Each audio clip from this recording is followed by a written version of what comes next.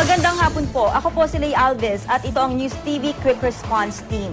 Lalong naramdaman ang epekto ng Bagyong Pablo habang papalapit ito sa kalupaan. Itinaas ng Pag-asa ang signal number 3 sa Surigao del Norte, kabilang ang Siargao, Surigao del Sur, Dinagat Province, Agusan del Norte, Agusan del Sur, Misamis Oriental, Bukidnon, Davao Oriental, Compostela Valley at Davao del Norte, kabilang ang Samal Island.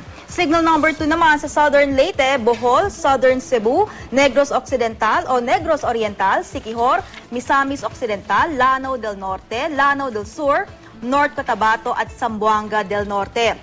Habang signal number 1 naman sa Northern Palawan, kabilang ang Calamian Group of Islands, Cuyo Island, Eastern Samar, Western Samar, Leyte, kabilang ang Biliran, Aklan, Capiz, Antique, Iloilo, Guimaras, Negros Occidental, iba pang bahagi ng Cebu, kabilang ang Camotes Island, Zamboanga del Sur, Maguindanao, Sultan Kudarat, Sarangani at South Cotabato.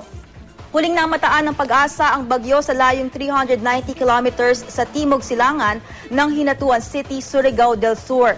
Napanatili nito ang lakas na taglay ng hanging aabot sa 175 kilometers per hour at bugsong aabot sa 210 kilometers per hour. Kumikilos pa rin ito pakanluran sa bilis na 26 kilometers per hour.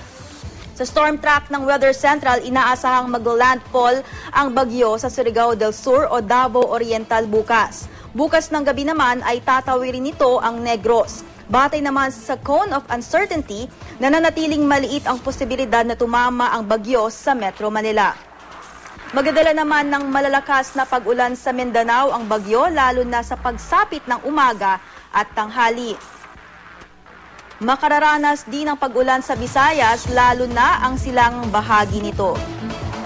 Hindi namang inaasahang magpapaulan sa Luzon ang bagyo.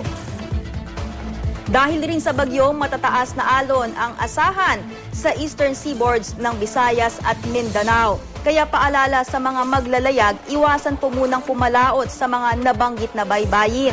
Para sa karagdagang weather update, puntahan lang ang website o Facebook page ng GMA Weather.